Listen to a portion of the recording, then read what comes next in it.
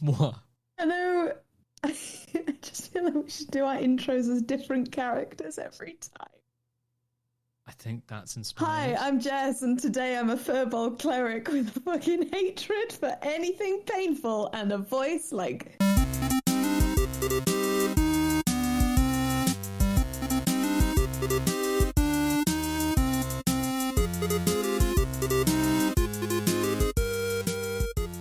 Hello everyone.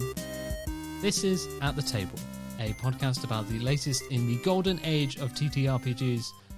We are down in the podcast mines with hunks and chunks of podcast content for you. My name is Sam. And I'm Jess. We are your hosts this evening. First, we'll go over what we've been through this week. What we've been doing. What we've been doing Hunks and chunks. Hunks and chunks got me again. I'm sorry. Oh yeah, every week this is just going to become an increasingly long, tedious joke. I say that's our first bit of merch. Munch? Munch. Hunks and chunks. First bit of munch. Okay. I think we'll start with what we've been up to this week. We have effectively the same thing for quite a lot of our stuff. So, Jess, why don't you start for what you've been up to, and then I will join in when it is relevant to me. Yeah, that sounds like a good plan.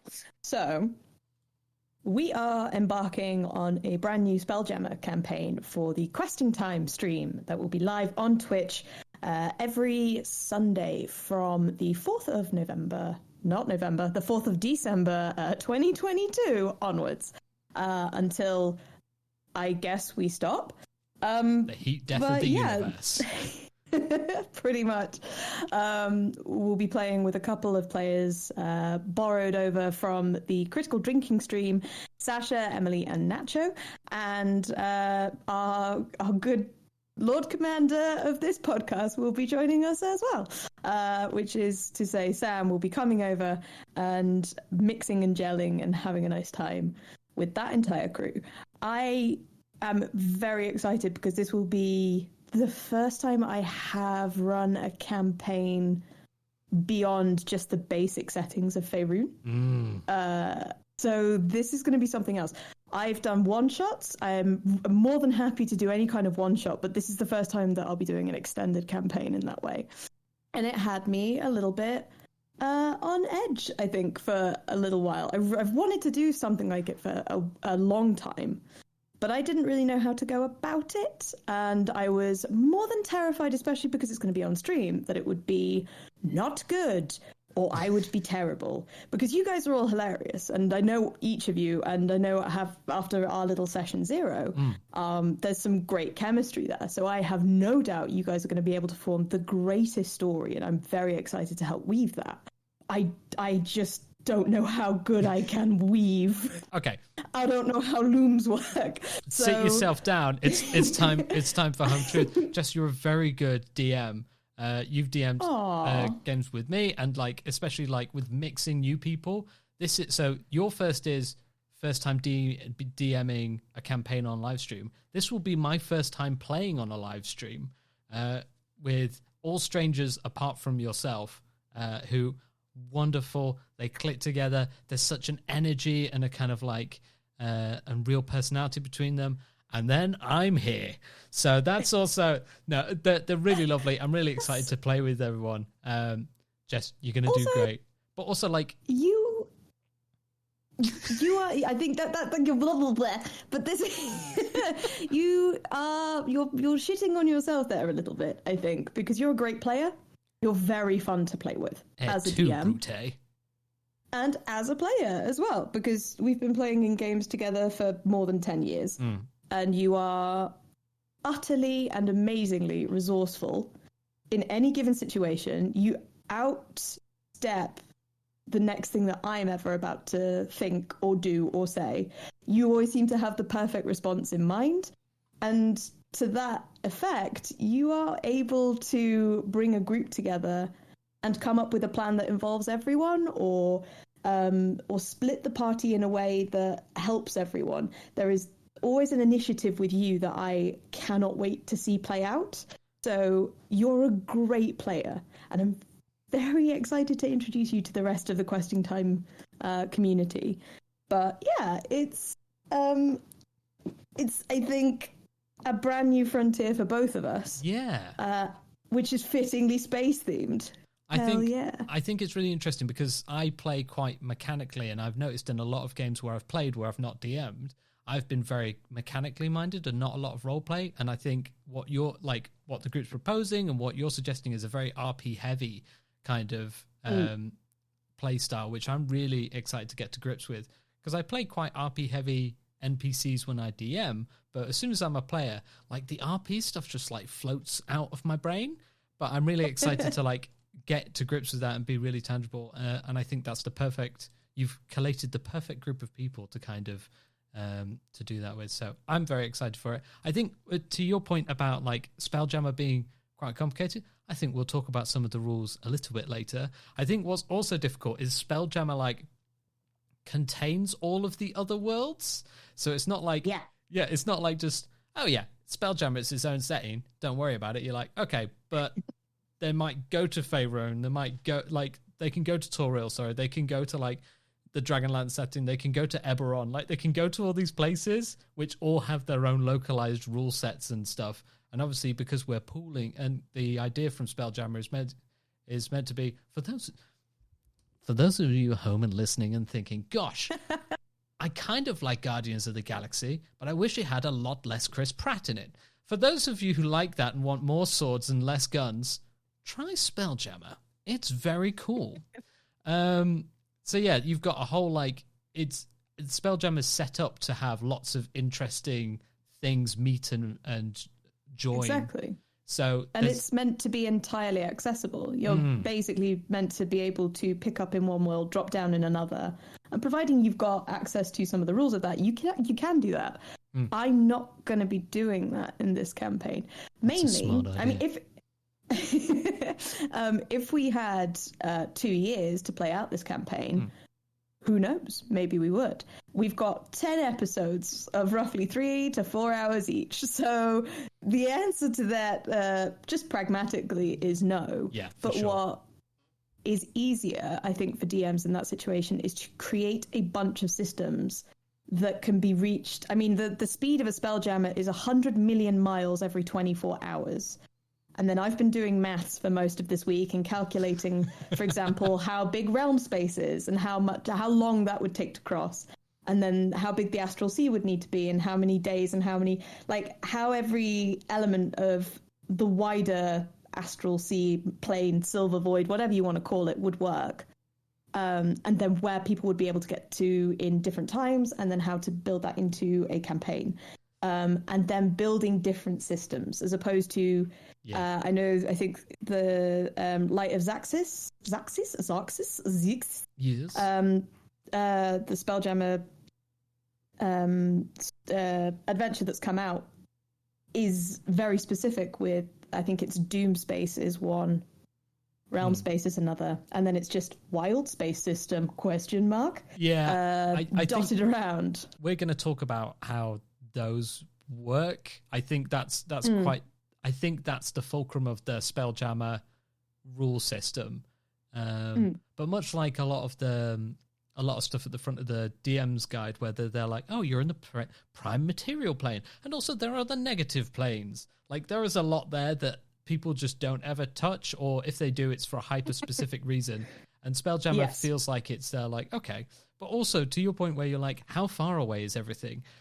The Spelljammer rulebook says stuff just moves about sometimes, so don't worry about it. Yeah. Like, I think it's necessarily fuzzy that you can perceivably, the DM of the game could basically say, look, in order to get to this plane, it's going to take you 2 weeks, but in game time that's like nothing because you're traveling at 100 million miles per hour. But it also I think, go on. No, I was going to say to that effect, when you are playing in a game, I think what I felt most conflicted about whenever playing tactically or playing off maps and grids, because my brain really hates it, can't work with it. Which is why we're going roleplay heavy within, especially online and streamed. I think it's just much easier when everyone's in so many different spaces to just roleplay over having a grid method or trying to explain combat in a way that's like, it's 6 feet away from you. There is another thing 15 feet away from you. There is another thing 40 feet away from you. And that, I feel like it just takes some of the magic out. For me personally, that is my style. It's not to say this is right or wrong. Don't come after me. But with being able to have no set level of distance, because I remember when we played together, God, like 8-9 years ago, there was a point where we were trying to figure out the distances of hexagons, and it was like, oh, that's 60 miles. And then we looked at where we needed to get to, and it was like 20 hexagons away, and we were like, okay, we need to figure a way to get there. But then I think there was like 3 sessions where it was just us traveling, but there wasn't loads going on, and that really put me off, and it made a massive dent in like my perception of how that can be fun.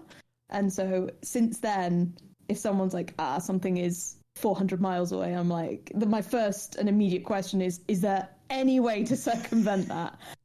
Can I fly? Like, literally anything. I will fall asleep for the next 3 sessions if it means that I'm not just on the road.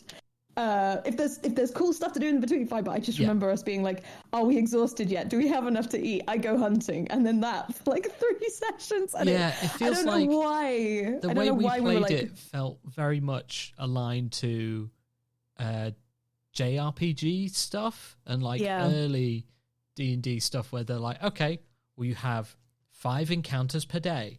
You're walking for this many days. So it just felt like D&D by Excel spreadsheet in terms of like, here's how many encounters you are. There will be this many combats, instead of something that is more story based, like, we're off to go kill Tiamat because we're doing Horde of the Dragon Queen. Spoilers if you haven't read a 10-year-old book. Spoilers, it's her. I did jazz hands. You can't see that. You can't see that. I'll edit them in. Goddamn. I don't know how. But yeah, like a lot of that stuff was like, okay, there's so many random encounters between here and there. But if you wanted to do it in terms of like something thematic, you could have, okay, on the 3rd day, you notice that there's like a wounded green dragon wrapped around a tower. And then you can have a roleplay moment, and that can turn into a combat thing, and it breaks up the journey. But honestly, I mean, I'm going to be doing this for most of the podcast. Ginny D has done a great video about how to make travel good. And the way, and she's taken a lot of really good information and collated it into a great video. So I highly recommend you go watch that. I will be putting it in the show notes. But yeah, so to your point, like making the travel interesting and not just like, okay, well, you meet 3 kobolds and then we do fighting for half an hour and it doesn't really add anything. No, I think. Yeah, and I think the point, because we were playing, we literally got a big whiteboard, sectioned it up into a grid square, and that's what we fought on. That's not really conducive to like story elements or like thinking tactically. My players have been dutifully playing on a whiteboard because I've just brought it from where I was living before. And we've been having fairly standard-ish combat, but a player bought one of I've got some of the Towns and Taverns battle maps, and they're just like beautifully illustrated battle maps. As soon as we got those out, tens of ideas. Oh, there's a well there. Like, I didn't think about a well, but in my brain when I'm planning it, I'm like, there's a whole village. Obviously, I never explained that to the players. And then they're like, oh, there's a well. I get the bucket from that and I do this. Giving more input can do so many more things. So I've got a session of my home game on Friday, and I'm going to be using 2 of the battle maps glued together. And hopefully that just inspires a lot of stuff. So I think you're right. Like, you need to figure out, and this is the thing with D&D. Some people get turned off really quickly because they haven't found how the game works for them. But TTRPGs are so malleable in the space. Yeah. This is pretty much what this podcast is going to be, which is adapt your TTRPG to fit the people you're playing with so you can have a nice time. But yes. That works. And I also think it's like a limitation of homebrew is that the details, sometimes you miss the details, and it's the details that people find really interesting ways to twist a story. There was while I was at D&D in the Castle, DM Guy Sklanders, who runs the YouTube channel and socials, How to Be a Great GM. His players came across an island, and he just threw in some very small details. He just went, "Oh, you notice like a couple of statues. And then I think off the cuff, just sort of described some very vague looking shapes that were humanoid." And they all went, "Hang on, they look like us. Oh my God. And they're in statue form? Like, what else do they have?" And then Guy on his feet was like, "Yes, they're grand. Oh, they look like they were well worshipped." And so the whole thing began to pivot around this one piece of information that they had come up with themselves. And it became a time sort of travel element in the whole story. And that, I think, is what I often struggle with when I am homebrewing, is those details. And so what I will try and do before any given campaign, and especially, again, linking it back to stuff with distance, is try and make sure that I have all conceivable distance covered. I think what can be really resonant, as you say, for like those players who recognized a detail and then Guy jumped on it, and then it really like resonated with the players back, is because they identified something, they were confirmed. It doesn't matter whether they're right or wrong. Guy confirmed what they saw in a way that validated their interpretation of the setting, and then they can make story out of that, and that way you can do that. So I think, you know, the yes and part of TTRPGs has to happen on both ends. The players have to yes and what you're doing. You have to yes and their input. Just change some stuff around. So, like, if the players are like, oh, you know, oh my God, this is here, and you've planned that 3 sessions in advance, let them know that they've been very good and worked it out very quickly. But like, double down, reward them for identifying with that kind of stuff. Yeah, definitely. But I think as well, I think what I'm going to try and give you guys is more elements that you can bounce off, elements that you can identify with, and elements that you question. And these are going to be physical things more than anything. So these will be, you know, for example, Spelljammers, the Spelljammer helm and the Spelljammer Ossuary is something different. I can't remember what it's called, but it's effectively like it's effectively like a radar system, and it shows you where Spelljammer is in space. Yes. And so you have an idea effectively where you are in wild space or in the astral sea. That I think is massively important. Or, you know, some sort of equipment or whatever it may be suited quite specifically to each of your characters, allowing you to know where you are in the universe. And that way you can navigate and figure out what it is that's important to your character and go find it. Because I think also in a space that can be so big, 100 million miles is a lot, and that's just one day of traveling. Yeah. But so in order to sort of go, this world is so massive and expansive, you can go and explore it, go off.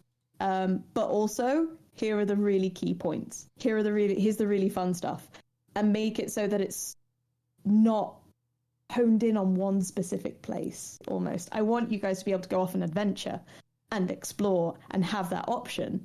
But I also want you to be able to go, nah, fuck it, we're just gonna look at this bird for 2 hours or whatever you want to do. Oh, lads, it's bird looking time. Nice. But I think a setting as wild and massive as space, I want to do it justice. So I'm trying to come up with more and more ways and ideas that I can stay in tune with that and give it to you guys on a silver platter. I think that's one of the interesting rules, is that I seem to remember reading, you always have a sense of direction of where, if you know where you're going, you know where to go. That's wild space. No, that's in the astral sea. That's only in the astral sea. That is just in the astral sea, yeah. So the wild space systems effectively are like space in that Nice. your Spelljammer will have an air bubble around it. Any creature, thing, object within wild space will create its own air bubble, but the air within that will only last like a minute. A Spelljammer's lasts longer because the bigger the item, the bigger the air bubble. So Spelljammer air bubble lasts 120 days.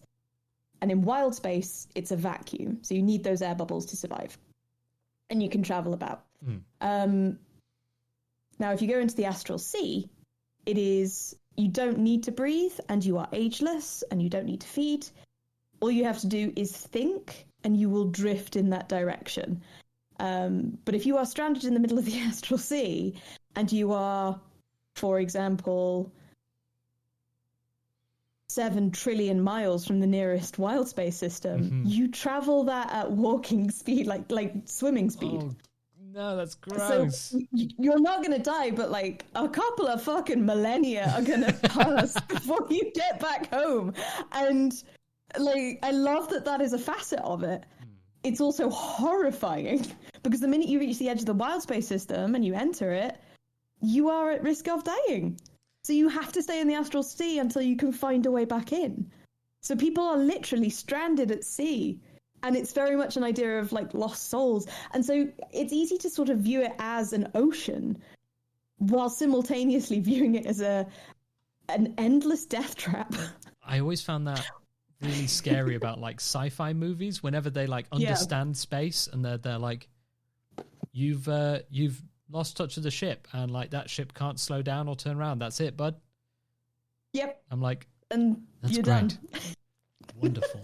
That's intimidating. Yeah, a creature that chooses to move in astral space, travel by thought alone, can move in any direction at flying speed in feet equal to 5 times its intelligence.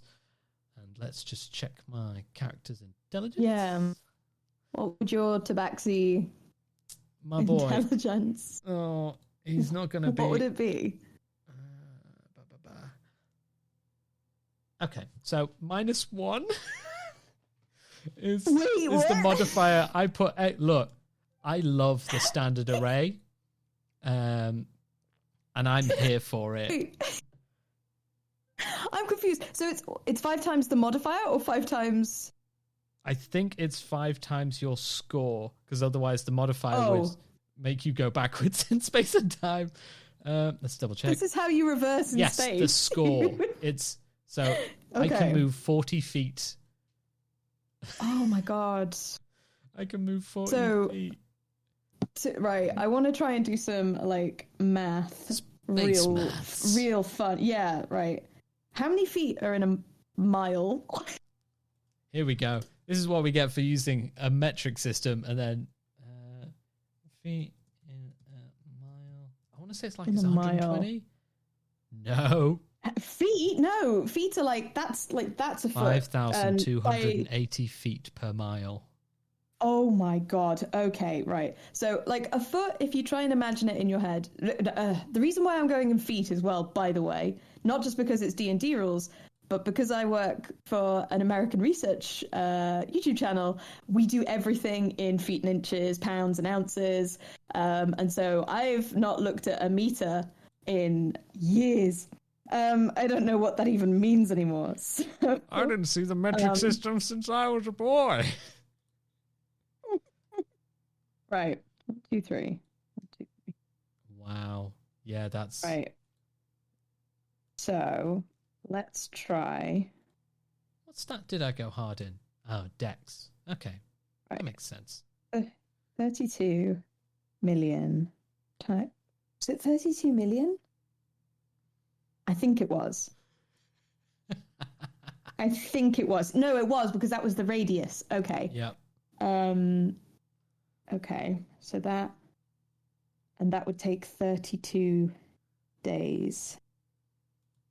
Oh, did you guys come onto this podcast for math? Because you're getting math. Welcome to the Right, okay. Shock and surprise, the TTRPG podcast has neurodivergent people who aren't good at maths. What is it about D&D that was there like, hey, don't worry, it's not maths, it's cool, and then hits you with maths? It would take you more than 1.6 trillion years to travel across the radius of the realm space system. The radius, not the circumference, the radius, just from the sun to the outer bit, it would take you 1 trillion years. Don't worry, lads. 40 foot I'm going to think myself across the astral sea. But that gives you an idea of the bigness, which is cool and amazing, and at the same time horrifyingly challenging. But I think I'm going to blue sky with the way I'm maybe plotting out the course of the events, but I'm also thinking in 2D as opposed to 3D, which really doesn't help. But because everything in space moves around like a bitch, so I'm just trying to figure out. I've played Homeworld on PC. Everything's really on 2D, but with a bit more. That's. Anyway. But also gravity in Spelljammer is something that I have an issue with. And yes. I'm trying to wrap my head around it, because instead of working around a central point, like a planet, for example, gravity in Spelljammer works along a plane. So if you have a plane in a ship, and you figure out where that plane is, so I would say, midway through the main body of the ship. I know nautical terms. Mm-hmm. If you just have it in the cargo, on the cargo line, for example, whatever it is, then the minute that you step foot into the cargo hold, gravity is inversed and you start standing on the ceiling. But it does mean that you can fight on the outside of the ship or stand on the outside of the ship without falling off it at any given point. But it's not because there's a center point of gravity, it's the center plane. And that is really messing with my head in terms of how the physics of everything works now.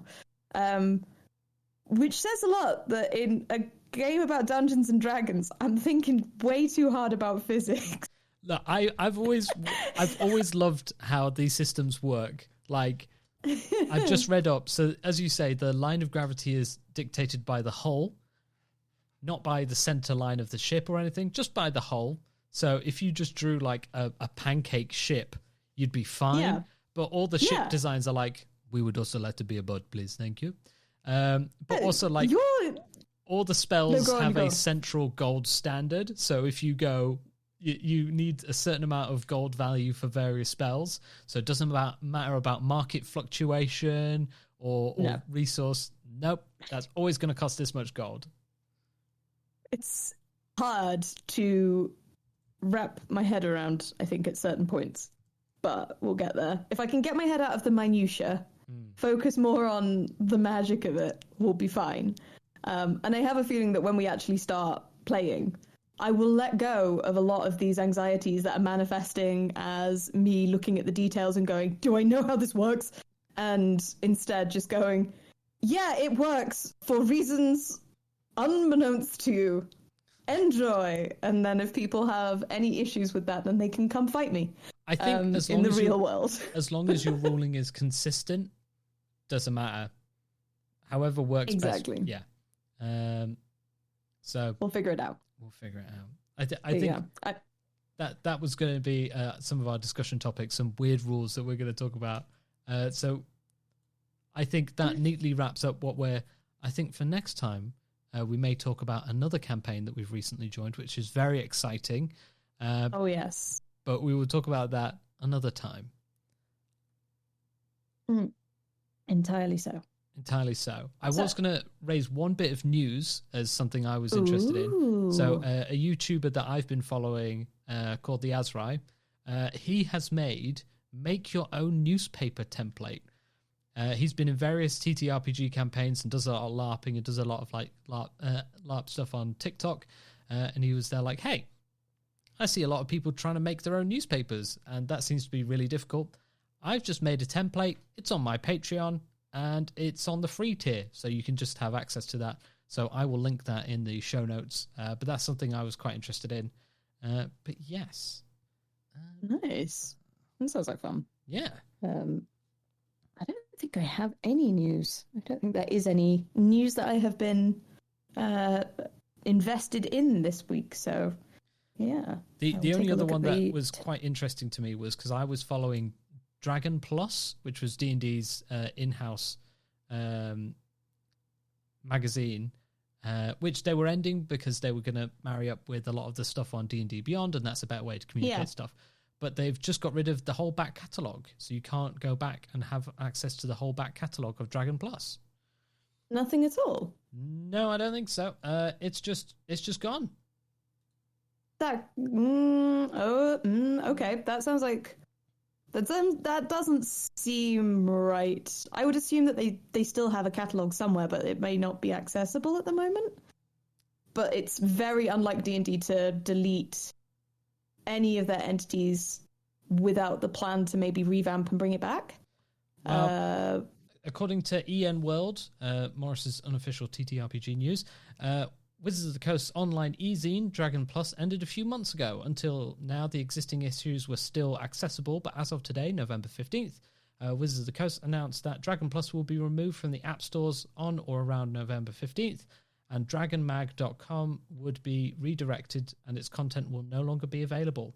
If you wanted to save any of this content, go do it quickly. And then there's an edit saying the content is now gone. Oh my god. Okay. No, I take back what I said. Fuck me. Okay. No, that's really sad. I get really not annoyed. Actually, no, I just get sad when that happens because I think that to someone somewhere that might have been their, I don't know, it might have been their jumping in point to D&D. That might have been someone's entire anchor to the TTRPG space. I think could have been something as silly as that, but I think in terms it's sad when something like that goes. In terms of digital archiving, which I think is a real issue that I think we're really grappling with a lot of stuff, especially if you play a lot of video games and find that you just can't play them anymore. Having either physical or digital archives of this kind of information is just now impossible. So it means you can't go back. These are, I will say, Dragon Plus was unlike the D&D magazine where they had a lot of instances and it was more like a tactical magazine for like DMs to flick through for ideas. It was more kind of telling you what new releases were out and showcasing various live streams. So it was more of a commercial magazine. I just don't think it got the readership. But you're right, it's still useful. It had a load of really good lore drops. Like Chris Perkins always did a little bit about various things in the new releases that were particularly interested. But yes, yeah, it's never nice when something that you love is discontinued. I remember feeling that way when Kerrang!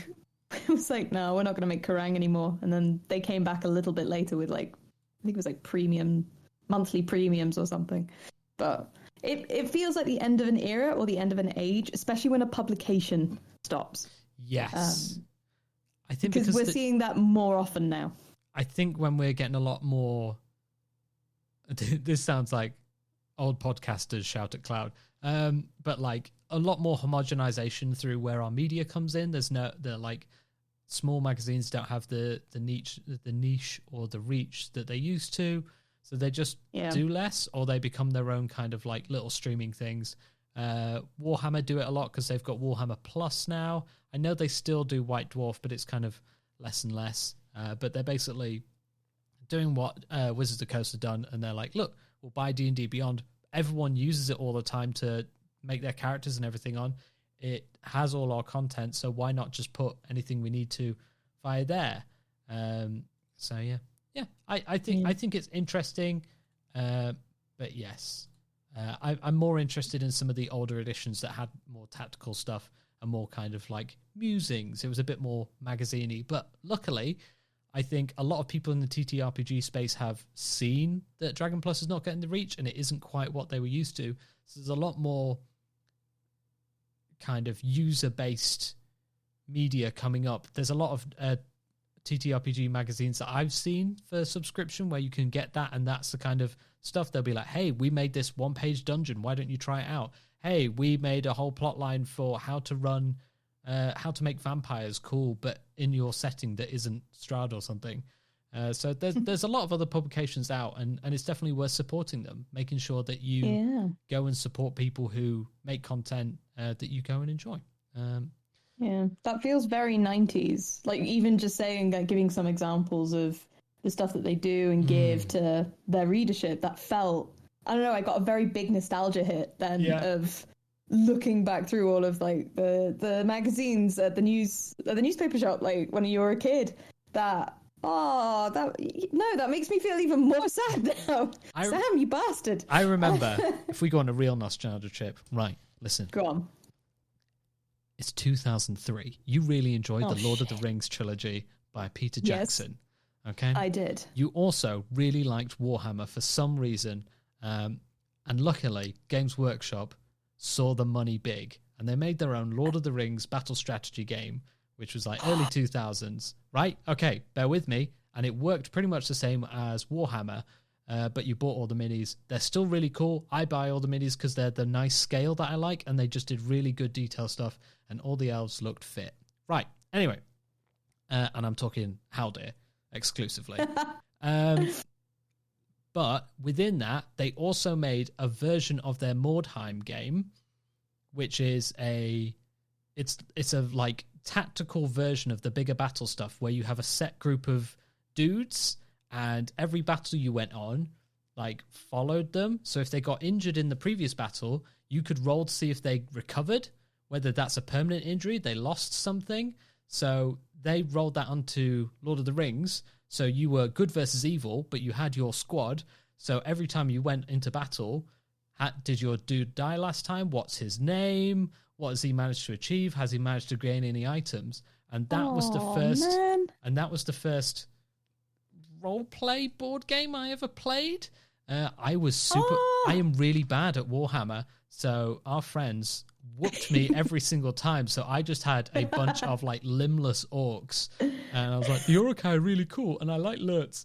So I just had a bunch of like limbless guys. I think my main guy was called Gullet Khan, and every time I make an orc, I just call him Gullet Khan just to remind me of that. But in Chris's house, there is a little orc with a white base with the words Gullet Khan written on the bottom. And that's where I know Gullet Khan from. That's where you know Gullet Khan from. Oh my god, that solves a 10-year mystery. Yeah. I always wondered who he was, but that makes more sense now. Yeah. Incredible. Weirdly, at the weekend, I went to go and visit my cousin who's in Oxford, and we barely really speak, but it was sort of the first time we were seeing each other in, post-COVID conditions. And we'd always sort of grown up with me being D&D and him being Warhammer.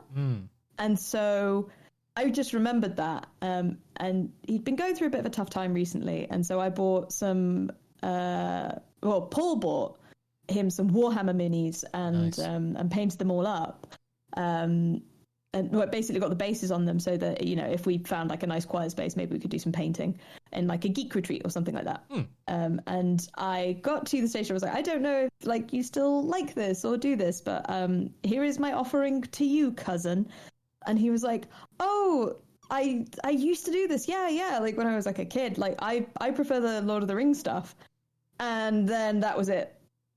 And that it's the Lord of the Rings strategy game, the same thing you were talking about, and I had no idea it existed. And so for a good hour, we just got back into the lore of Lord of the Rings, had a nice time, had a massive bitch about Rings of Power, and yeah, it was like no time had passed at all. So that I didn't realize how big or how impactful it had been, obviously back in the early 2000s, but if it reached my cousin, then it was clearly a big thing, and it just passed me by because I had very specific interests then, and it was not Warhammer.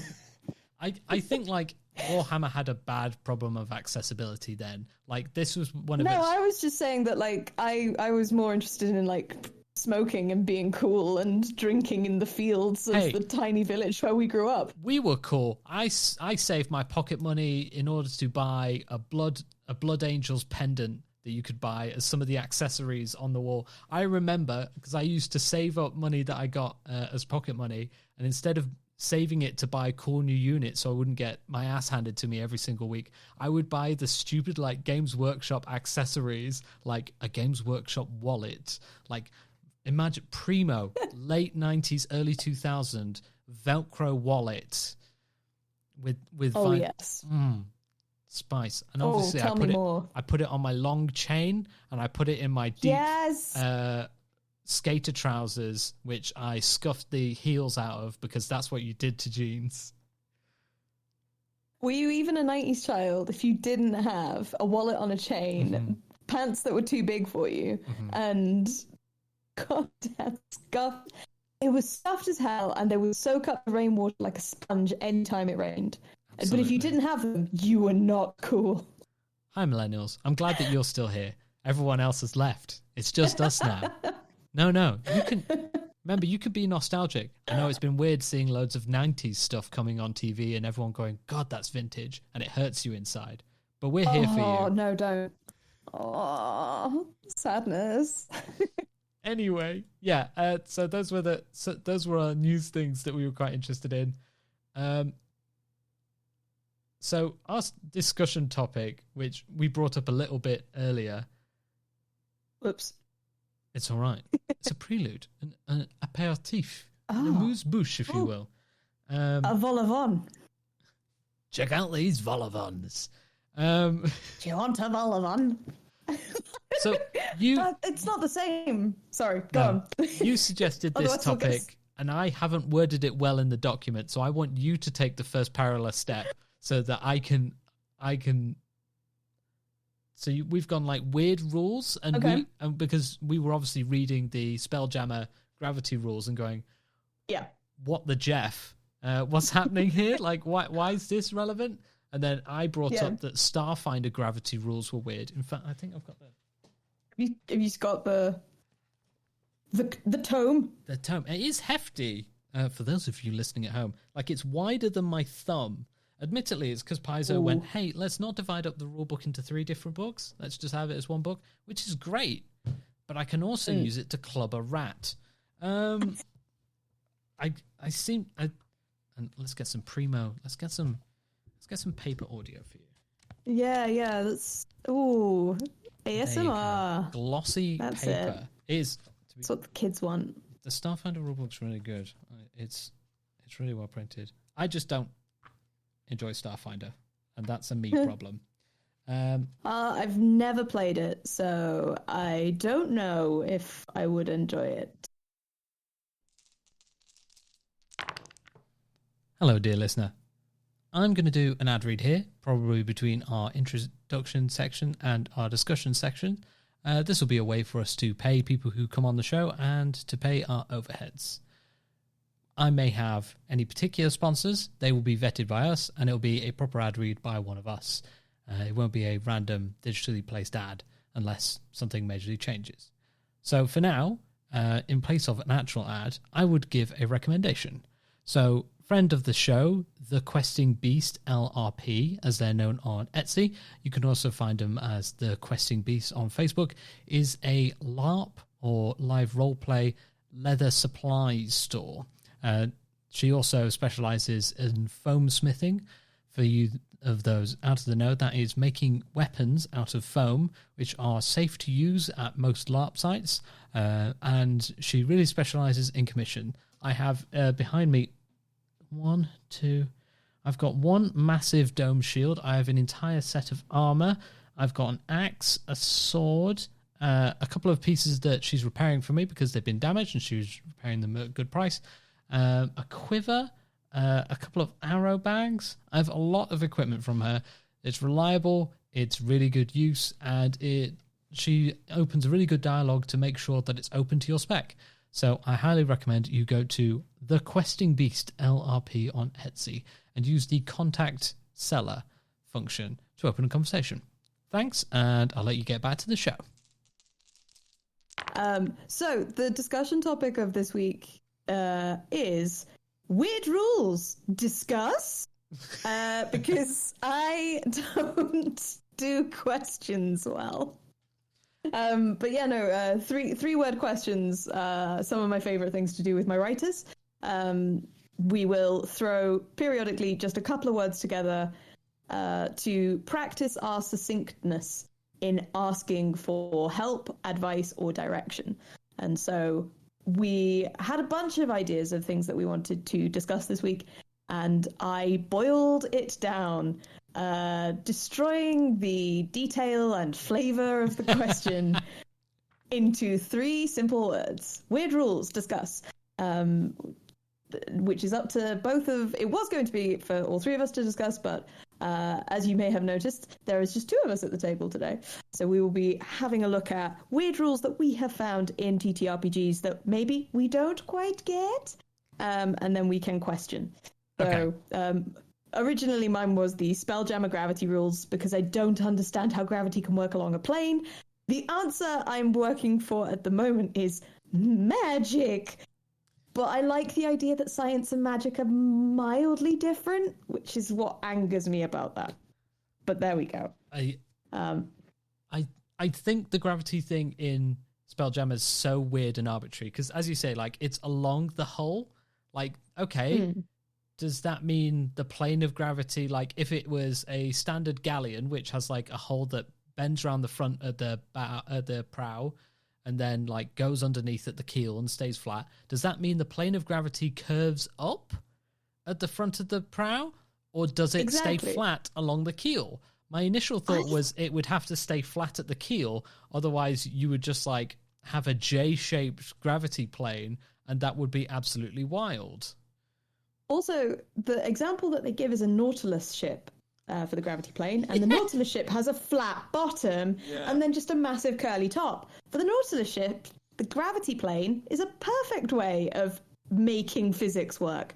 But with literally every other ship, for example, if you were to have this central gravity plane, again, along like a galleon cargo deck, if you had the opening to the hold of the cargo hold, and you go down into that little space, that little circle, that little hole, do you just float there?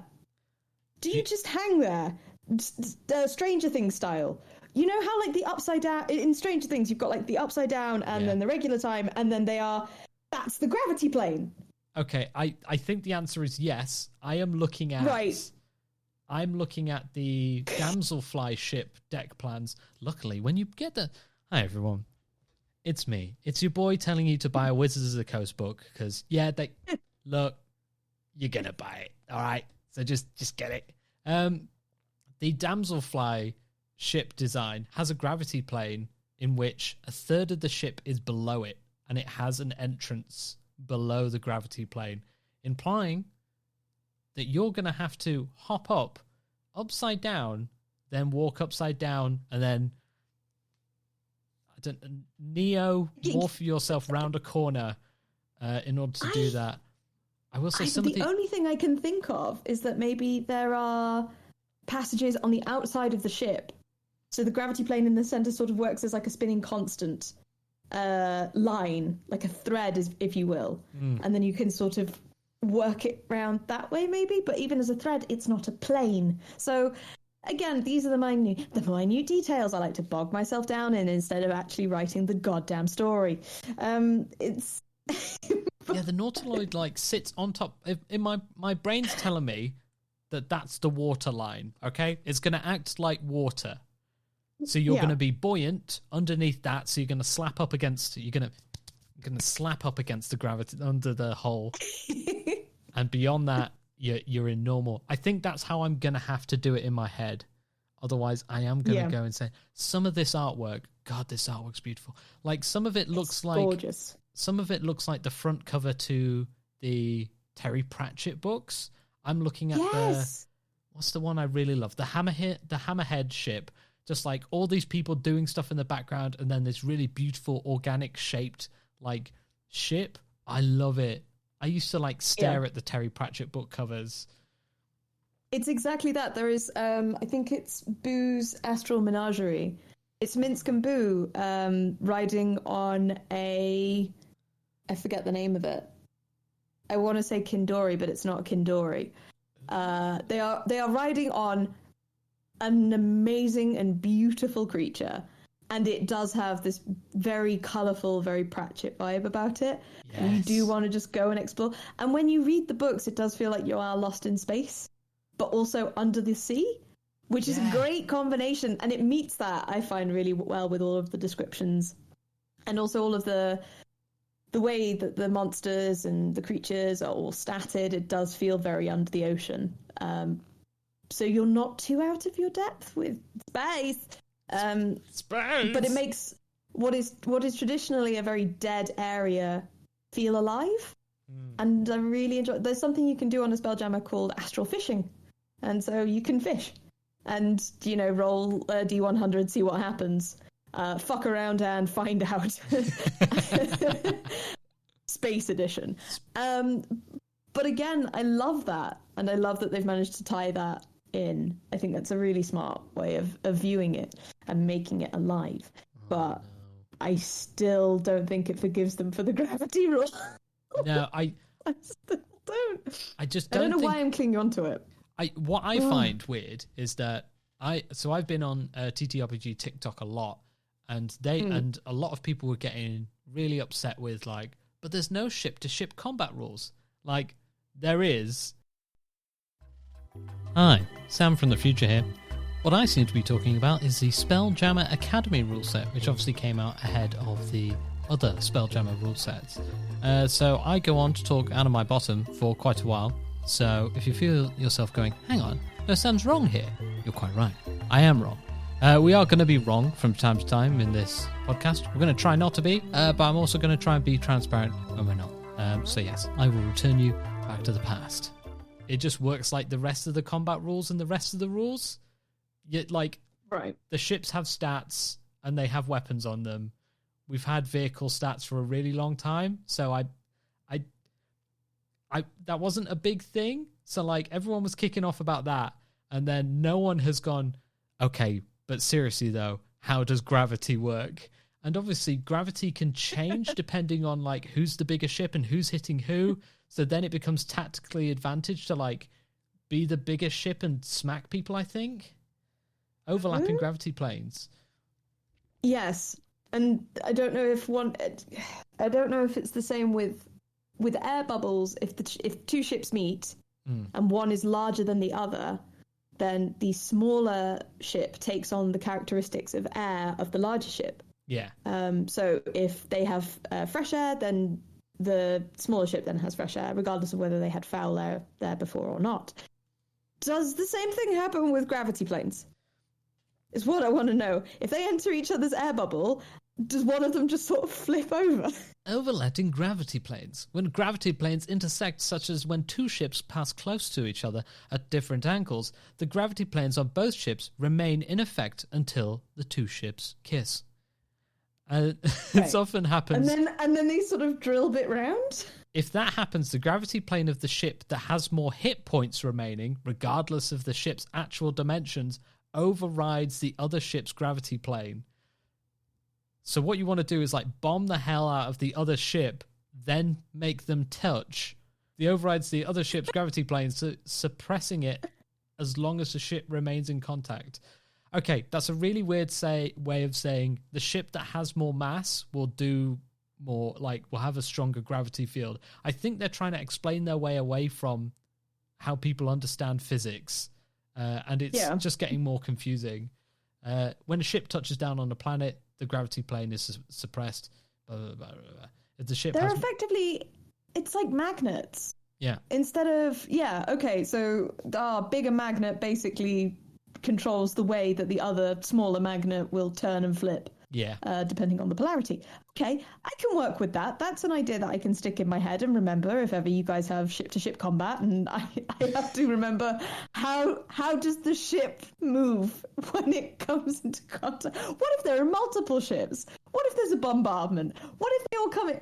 See, so these are the situations and the spirals that I find myself in whenever I'm concocting something, in that I'll go, hey, I don't understand this. What's the worst case scenario? Is it that it's this thing times 100 and then I have to figure it out? But it could be very good fun. It could be very good fun figuring it out and just having a nice time with it. But just wanted to know if anybody, if you have been running a Spelljammer campaign and this has come across you before and it's caused issues, problems, or confusion, get in touch with me at Dr. Bees on Twitter and just let me know, what in the fuck am I meant to do? If you're listening to this in 2 weeks, Twitter was a social media platform in which...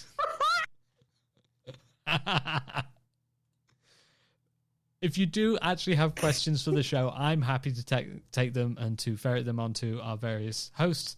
My email is sam@projectheadphones.com. We'll do intros to other socials at the end, but just in case you're like, God, I really want to email someone about something, I've paid for an email inbox, so someone use it. Ooh, I know. Fancy. I know. So what other weird rules or annoying things within the rule sets, for example, in homebrew fights and with homebrew enemies, for example, is there anything somewhat specific that I'm attempting to lead into naturally so that you can rant about another thing? No.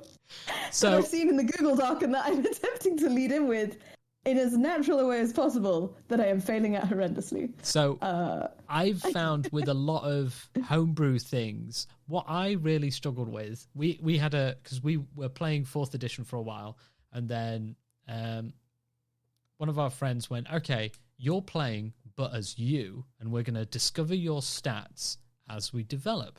Interesting idea. I've seen it floated several times on various TTRPG spaces. But what actually happened was, because the rules were being instructed to us as we played, we weren't able to feel out the space. It's not that DM's fault. They had an interesting idea and went with it, but it then made everything very confusing. I did remember that I went into what was a beehive, and hello listener, I know a little bit about bees. It's my job as an ecologist to know about animals, but in this setting, they didn't act like earth bees, which you can understand, makes sense, but just became very frustrating to me as a player because I was basically told, no, whatever idea you had was dumb and wrong. And I was like, okay, but I thought this is how I was meant to interact with this world. But in terms of like actual rules, I think the one that I always harbor on about is Starfinder has a rule about having like heavy weapons. So I was playing a Vesk soldier. He had like a heavy Doshko club, which is like a laser axe. Because it was a big thing, it was unwieldy, and so I took minus when I used it. But like that was the Vesk with the Doshko is on the front cover of the book. It's one of the standard builds. So we've talked about this before, and you can listen to that discussion in the Patreon. Entering at the first tier, the D4 tier, will get you access to our previous recordings and much, much more. Head over to patreon@thetable.com. So, the Doshko is like the standard weapon, and I thought it would be interesting to play in the same way that like you look at the front page of like the Player's Handbook in D&D 5th edition, and there's like a barbarian with some axes, and you're like, okay, can I do that? And you're like, yeah, you can do that. There's no hard things to learn or minuses to take, but Starfinder works in a way that it wants you to understand that the things that you're doing are difficult and overcoming them is part of the fun of playing. That works in theory, but in practice, when I rolled like a 12, -4 for using this weapon because it took a whole attack action to use, and -4 because it was unwieldy, then my roll becomes like, 4, then I miss. I'm like, oh, that didn't feel good or fun. But it's like, no, but you're overcoming. I'm like, yeah, but at lower levels, it just sucks. So there are, like, I will say, like, the way Starfinder does a lot of the gravity stuff is a bit more logical. Like, you basically get a minus when you're not connected to the ground and you're not in control. I think you're not flat-footed. It's something else, but you're basically like, look, you've got nothing to push off. You can't attack well. I don't think it has any minuses to shooting, so sometimes you just jump up in a 0G environment and start shooting, which is great. I also think all the guns have a weirdly short range in Starfinder. Anyway, I will stop running. But some of the, in terms of homebrew stuff, I think it depends on obviously where you're at, but some homebrew rules I think you need to be upfront about in your session 0.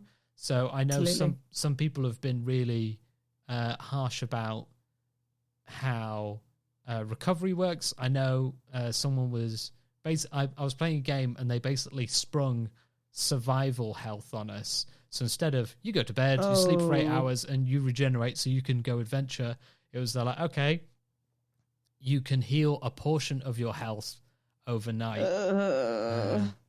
No, I want to. No, I don't like that. I don't like that. We live in a fantasy world here. Yeah. let me sleep and heal my very horribly injured leg. My entire legs come off. I would like to have a nap and heal it all back. Thank you very much. Exactly. That's fantasy. But I understand that some people enjoy the additional challenge of being told that no, you can't have everything. Do what you can on the health that you have. Enjoy the consequences of your actions. I'm not one of those people. No. I never will be. Just think that is... Listen, as somebody who works an 8-hour office day, I am trying to regain a portion of my health every time I go to bed. Just let me have it. Look, I know I'm now 32. I know that it doesn't regenerate quick, and I turned too quick the other day, and it hurt my neck. I've been recovering from that for like 2 weeks. I learned very briefly the other day. I'm doing a script at the moment on some pretty terrible airplane crashes. Pilots suffer from, or can suffer from, I think it's like built up fatigue, or basically you accumulate fatigue. So you become so sleep deprived over a regular schedule. If you're not getting enough sleep, if you're getting, say, 4 to 5 hours sleep a night, over a sustained period of time, your fatigue begins to build up, and so you need extended periods of rest in order to build that back up. And then you can begin the cycle again. And if you don't get that, you cause horrendous plane crashes. So it's a real thing. It's a very real world thing where that happens. You can't tell me that the 5th edition... Keep it out my TTRPGs. You can't tell me that the 5th edition exhaustion rules are closer to real life than... Oh, you have no idea. You have no idea. I don't... As a man who professionally wakes up at stupid times to look at bats, don't tell me why. Don't tell me... Yeah. You know, when as 30-year-old TTRPG players, we go to bed at very sensible times. Yes. Like, I have no problem going to bed at 9 o'clock if I know I've got to be up at 5 o'clock, for example. But if I don't, I feel it. I suffer the next day, and the day after, until I have 10 hours sleep at the weekend, or something like that. That's real. It's not in my head. That's a real thing that we as humans that are awake and use our brains and have consciousness suffer from. But also sort of tying it back to the dimension talk that we had earlier in Distance. Yep. So as we all know, like D&D and effectively some of like the core TTRPGs were based off battle reenactment. Battle stats. Strategy, and strategy games. So it would make sense that a lot of the stuff that you do see in game and the effects of things like exhaustion are based off real things that you suffer from in life. It feels obvious to say that, but the more you make the link between like, oh, would I really feel that exhausted? Is that really what our characters would do? There was a Dicebreaker video recently. Wheels tried to keep up with the pace of Wheels and Liv Kennedy. They did a bunch of activities that people in D&D do, characters in D&D regularly take on, to see how tired they would be at the end of them and if they'd be able to do 8 straight months of them. Walking at 6 miles per hour, I think it was. Yeah. That's the standard pace. And then fencing for an hour and a bunch of it, and by the end of it they were dead. They were so pooped. And I just love the fact that we force all of our characters to go through that and then be like, asleep, an 8-hour sleep, and everything's fine. Yeah, I've always really enjoyed when, like, I've done it. Like, everyone's playing for a few hours and you just want, like, a pee break, and everyone's like, do you want to do a long rest? And, like, right, materially, listen. my kin in TTRPGs, it doesn't matter if you take a long or a short rest. In the real world, it's going to take the same amount of words. Just do the long rest. It just helps. Yes, it'll be scary, but it does mean that you don't have to break your caffeine warlock. Just take the long rest. But when someone says a long rest, everyone around the table basically goes, that sounds like you've just said, and that's the end of the meeting. And everyone goes, okay, yeah. And then your brain just falls off. Just take the long rest. Just do it. I feel like when I was playing as a 20-year-old, I think I would try and avoid the long rest. I felt like I was like, no, we can do it. We'll just grab some healing potions and smack that shit down like it's Red Bull. Yeah, like we'll be fine. Let's just keep going. And now as a 30-year-old player, whenever we've done a session, I'm like, will there be a long rest? Will there be? Just so I know, I need to ration my spoons. I empathetically need my character to know that they can lie down and be okay. I need to be on the same plane of thought as my character to be able to tell them it's okay. Yeah. You can have a lie-in. You'll be in a good mood. It'll okay. You don't need to skip breakfast. It'll be fine.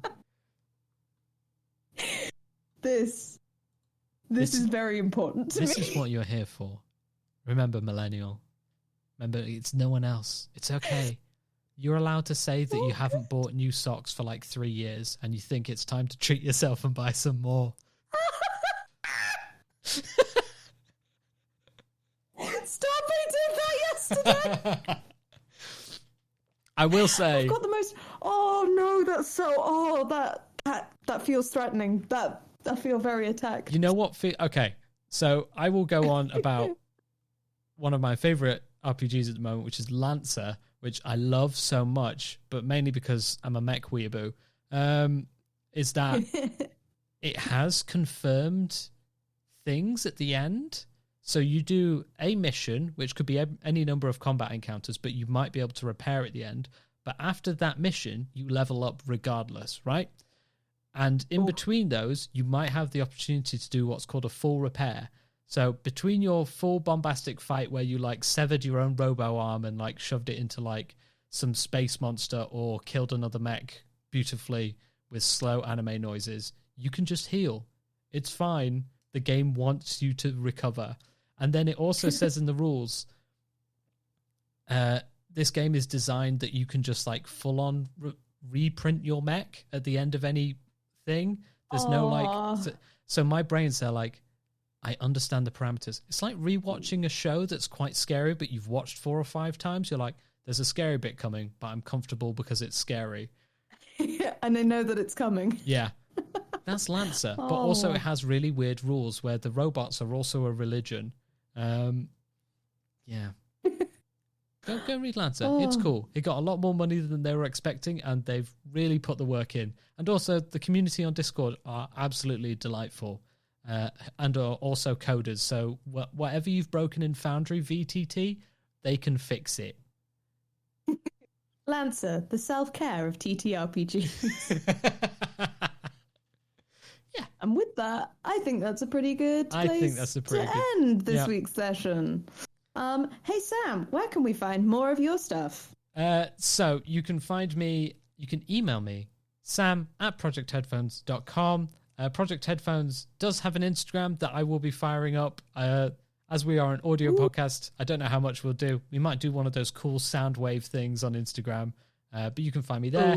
And obviously at projectheadphones.com, where we've got a number of other shows. Jess, where can we find you? You can find me predominantly on Twitter while it lasts, at Dr. Bees. You can find me on Instagram at Julahoop. And don't find me on Facebook. I don't use it. My DMs are open for any and all queries, as are I was going to say my emails. They're not open. Stay away from me. You can watch Sam and I play on Questing Times. I haven't come up with a name for the stream that we're going to be doing on Questing Time. So far, I've got a preliminary space holder of literally Space Beef. I don't know if that's what it's going to be called, but we will find out. But you can find us doing that starting on November 4th. November 4th again! December 4th, 2022. At time to be announced, should be around 7 o'clock on twitch.com/questingtime. Twitch.tv/questingtime even. I'll get these plugs done soon. We'll fix them in post. Edit. I didn't fix it in post. But yeah, that's where you can find everything that we're doing in the meantime. Give Questing Time a follow, and yeah, I will be here. Thank you very much for listening. We'll see you next time. Take care. Bye-bye. Bye-bye now. Bye-bye. Bye-bye. Bye-bye.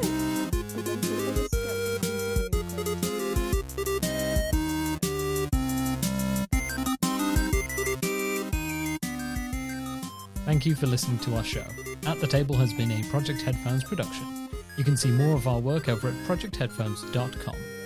To support this show, please head over to patreon.com/@tablepod. To get in contact with the show, please email atthetable@projectheadphones.com.